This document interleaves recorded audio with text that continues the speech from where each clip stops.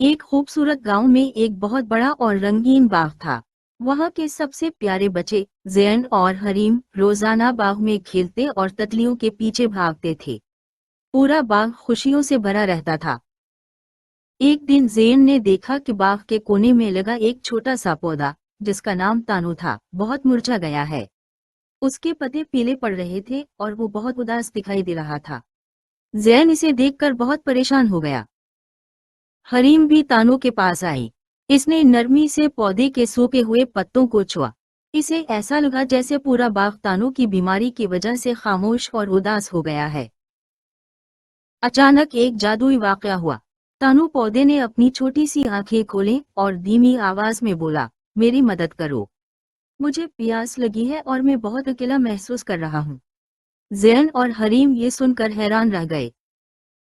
हरीम ने झुककर तानू से पूछा, प्यारे तानू, हम आपको ठीक करने के लिए क्या कर सकते हैं? तानू ने जवाब दिया, मुझे थोड़ा सा पानी और थोड़ी सी तवज्जो चाहिए, फिर मैं दोबारा मुस्कुराने लगूंगा। ज़ैन फौरन भाग कर गया और एक प्यारा सा नीला वाटरिंग कैन, पानी का बर्तन, भर कर ले आया।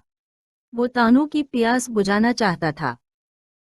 ज़ैन ने बहुत प्यार से तानू की जड़ों में पानी डालना शुरू किया। पौधे ने ठंडा पानी पिया तो उसे बहुत अच्छा महसूस हुआ। ज़ैन इसे देखकर मुस्कुरा रहा था। अब बारी हरीम की थी। इसने तानू के पास बैठकर एक प्यारा सा गीत गाया और उसे बताया कि वो सब इससे कितना प्यार करते हैं। मोहब्बत भरी बातें सुनकर तानू के पत्ते हरे होने लगे। देखते ही देखते तानू का जादू पूरे बाग में फैल गया। वो पौधा अब लंबा हो गया था और इस पर एक बहुत खूबसूरत गुलाबी फूल खिल उठा था। ज़ैन ये देखकर खुशी से तालियां बजाने लगा। तानू अब बिल्कुल सेहतमंद था और वो खुशी से झूम रहा था। ज़ैन और हरीम ने सीख लिया था कि पौधों को भी हमारी मोहब्बत और तवज्जो की ज़रूरत होती है। मोहब्बत से हर चीज़ बेहतर हो जाती है।